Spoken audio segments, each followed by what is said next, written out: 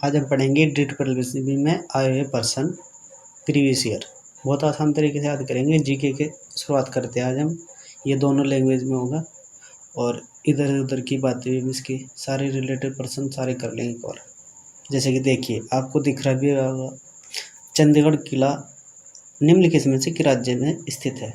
तो इसका आंसर होगा महाराष्ट्र। जैसे कि आपको यहाँ पर दिख रहा है महाराष्ट्र, ठीक है। और भी याद रखेंगे हम इसके बारे में कि महाराष्ट्र में स्थित है ये कृष्णा नदी पर, ठीक है ना। कौन सी नदी पर है? कृष्णा नदी पर। इसके बाद और किलों की बात करते हैं, जैसे कि बादामी किला कहाँ पर स्थित है? तो आप लगाओगे कर्नाटक में। और अगर बात करें दूसरा उदयगिरी किला कहाँ स्थित है? तो आप बताओगे आंध्र प्रदेश में, ठीक है। इसके बाद नेक्स्ट क्वेश्चन करते हैं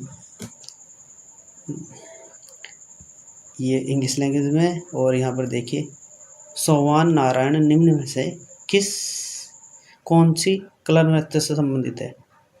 नंबर 1 भरतनाट्य, दूसरा है कथक, तीसरा है ओडिशा, चौथा है लावणी। तो इसका आंसर होगा कथक। जैसे कि आपको दिख भी रहा होगा यहाँ पर, इसका आंसर है कथक। और याद रखिए, ये कथक कहाँ का है लोक नृत्य? याद रखोगे आप, यूपी का, ठीक है। और अगर हम बात करें लोक नृत्य की, केरल का होगा मोहिनीअट्टम जो फेमस है, और आंध्र प्रदेश का होगा कच्चीपुड़ी, ये भी बहुत ज़्यादा फेमस है, ठीक है ना। और गरबा गुजरात का है। इसके बाद नेक्स्ट क्वेश्चन, मेहरगढ़ किले की स्थापना किस वर्ष में की गई थी? तो आप लगाओगे इसका आंसर, यहाँ पर दिख रहा है बिल्कुल सिंपली, 1459 में, ठीक है। और याद रखिए, मेहरगढ़ किले की स्थापना कब हुई थी? 1459 में। और अगर बात करें हम किसने की थी? जोधा द्वारा, ठीक है, राव जोधा द्वारा। और कहाँ पर हुई थी? जोधपुर में हुई थी, ठीक है ना। कब? 1459 में। इसके बाद नेक्स्ट क्वेश्चन पढ़ते हैं, which of the following is gone would musical instrument? यानी इसे हिंदी में पढ़ते हैं तो क्या है?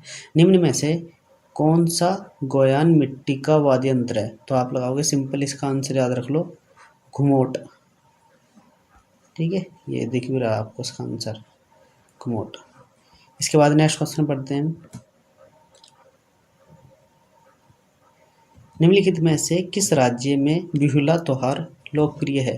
तो याद रखोगे आप, त्योहार की बात करें तो बिहुला बिहार का है, ठीक है। और बिहू बात करेंगे, अगर बिहू पूछे तो असम का लगा दियो लोक नृत्य, ठीक है ना। इसके बाद आप याद करोगे नेक्स्ट क्वेश्चन,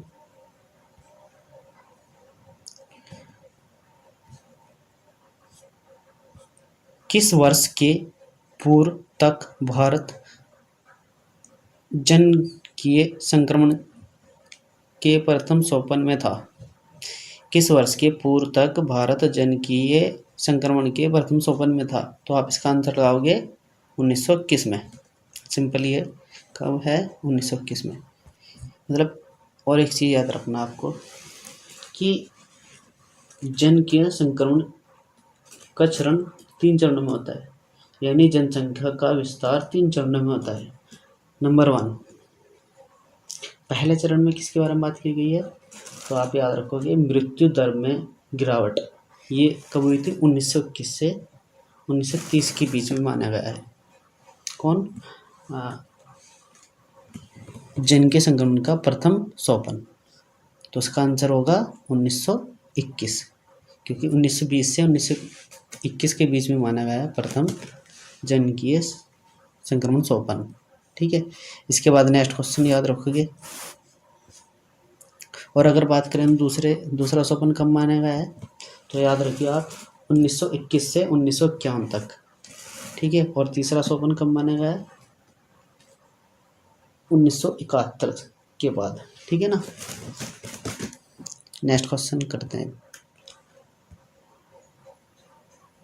यहाँ पर द्वितीय पंचवर्षीय योजना की अवधि क्या थी? तो आप याद रखोगे द्वितीय पंचवर्षीय योजना की अवधि थी 1956 से 1961 तक। बहुत ही आसान तरीके से याद रखना है आपको, कब थी? 1956 से 1961 तक। तो अगर बात करें द्वितीय पंचवर्षीय योजना किससे संबंधित थी? तो पूर्ण उद्योग से संबंधित थी। किससे? पूर्ण उद्योग से। और अगर बात करें इसका मॉडल की बात करें तो महालनोबिस मॉडल है, मॉडल का नाम याद रखियो, ये भी कभी कभार पूछ लेता है। और अगर प्रथम पंचवर्षीय योजना संबंधी पूछे तो कृषि, सिंचाई, बिजली, इन तीनों से थी। मॉडल का नाम है हरोल्ड डोमर मॉडल। ये कब सन इसका है? 1951 से 1956 में, ठीक है ना। और तीर्थ याद रखिए यार, 1961 से 1966। ये संबंधित थी उद्योग और खाद्य। डॉन सैंडिस का मॉडल का नाम है, ठीक है। और अगर बात करें नाबार्ड, नाबार्ड एक बैंक का नाम है जो कि कृषि और ग्रामीण विकास के लिए पैसे वो देता है, कर्ज पे, ठीक है ना। इसके बाद इसकी समिति के अध्यक्ष जिसके तहत ये बनी थी उसका नाम है शिवरमन। कब बना था? 1981 में। और कौन सी पंचवर्षीय योजना के अंतर्गत बना था? तो आप याद रखोगे कब बना था? छठी पंचवर्षीय योजना के तहत, ठीक है। यहाँ पर देखो अगला क्वेश्चन सेम यही पूछ लिया जो मैंने आपको बताया है। निम्नलिखित में से किस समिति की सिफारिश के कारण नाबार्ड का गठन हुआ? तो आप रखियो याद, शिवरमन समिति। कब आया बता दें मैंने? 1981, छठी पंचवर्षीय योजना। नेक्स्ट क्वेश्चन पढ़ते हैं। शिक्षा के क्षेत्र के लिए केंद्रीय बजट 2020-21 में कितने धन आवंटन की घोषणा की? तो याद रखियो 99,300 करोड़ रुपए। इसके बाद नेक्स्ट क्वेश्चन पढ़ते हैं आप, ये याद रखने का था प्रश्न। इसके बाद सन 2024 तक उड़ान योजना के अंतर्गत कितने हवाई अड्डे तैयार किए जाएंगे? तो इसका आंसर होगा 100। सिंपल याद रखना है आपको, इसका आंसर है 100 और कुछ नहीं याद रखना। इसके बाद नेक्स्ट क्वेश्चन करते हैं। यहाँ पर है which of the following element has zero valency, यानी वो एलिमेंट का नाम बताना है जिसकी संयोजकता क्या है? जीरो, जिसके आपको दिख रहा होगा यहाँ पर। तो इसका आंसर होगा सिंपली हीलियम। इसकी कक्षा पूर्ण होती है, ना ही किसी से दो कुछ भी ले सकता, ना इलेक्ट्रॉन ले सकता, ना ही त्याग सकता, क्योंकि इसकी वैलेंसी क्या होती है? पूर्ण। इस कारण क्या होता है? इसकी जीरो संयुक्ता होती है, ठीक है। और इसीलिए इसे अक्रिय गैस भी कहा जाता है, क्योंकि उनकी क्या होती है? जीरो संयुक्ता। अक्रिय गैस का एग्जाम्पल मैं आपको दिखा रहा हूँ, ठीक है। नेक्स्ट क्वेश्चन पढ़ते हैं अब। यहाँ पर है अगला क्वेश्चन, निम्नलिखित में से चौक में क्या उपस्थित होता है? तो आप याद रखोगे चौक में उपस्थित होता है कैल्शियम कार्बोनेट। चौक इसी की बनी होती है सिंपली। नेक्स्ट क्वेश्चन, निम्नलिखित में से किस खाद्य पदार्थ में प्रति इकाई द्रव्यमान में प्रोटीन सबसे अधिक प्रतिशत होता है? तो इसका आंसर लगाओगे आप मास में। ये आपको दिख रहा है आप सिंपल, क्योंकि ये पिछले साल के अवे प्रश्न है तो इसका आंसर इसमें छिपा है। मैंने PDF जुगा तू दिखा दे कि बच्चों को पता लग जाए कि कैसा पेपर आता है। तो नेक्स्ट क्वेश्चन पढ़ते हैं अब। निम्नलिखित में से कौन सा जीव वर्गीकरण एनाबीना से संबंधित है? तो इसका आंसर होगा यहाँ पर लिखा मोरेना, मोनेरा। आप लगाओगे मोनेरा, सिंपली मोनेरा संबंधित है किससे? एनाबीना वर्ग से, ठीक है। अब इसके एग्जाम्पल देख लेंगे आप। इसके बाद नेक्स्ट क्वेश्चन पढ़ते हैं, जैसे कि आपको यहाँ दिख रहा था, पौधे की जड़ों द्वारा जल का अवशोषण निम्नलिखित में से किसका उदाहरण है? तो आप लगाओगे इसका आंसर प्रसरण, ठीक है। प्रसरण के तहत ही जल का अवशोषण किया जाता है पौधों द्वारा, ठीक है। इसके बाद नेक्स्ट क्वेश्चन, जनगणना 2011 के अनुसार भारत का जनसंख्या घनत्व कितना है? तो आप लगाओगे 382, यानी 382 व्यक्ति रहते 1 किलोमीटर में, बहुत कम है। इसके बाद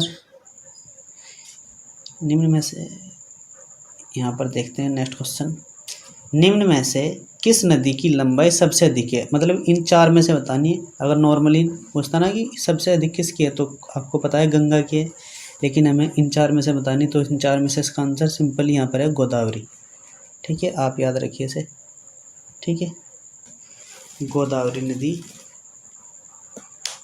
इसके बाद नेक्स्ट करते हैं। और गोदावरी नदी को याद रखना आप, इसे दक्षिण की गंगा बोलते हैं। गोदावरी नदी का अन्य नाम क्या है? दक्षिण की गंगा कौन है? गोदावरी नदी। और दक्षिण भारत की पूछे तो कृष्णा नदी, और खाली गंगा पूछे तो गंगा नदी है। आपको याद रखियो, सबसे लंबी नदी गंगा नदी है। इसके बाद नेक्स्ट क्वेश्चन करते हैं।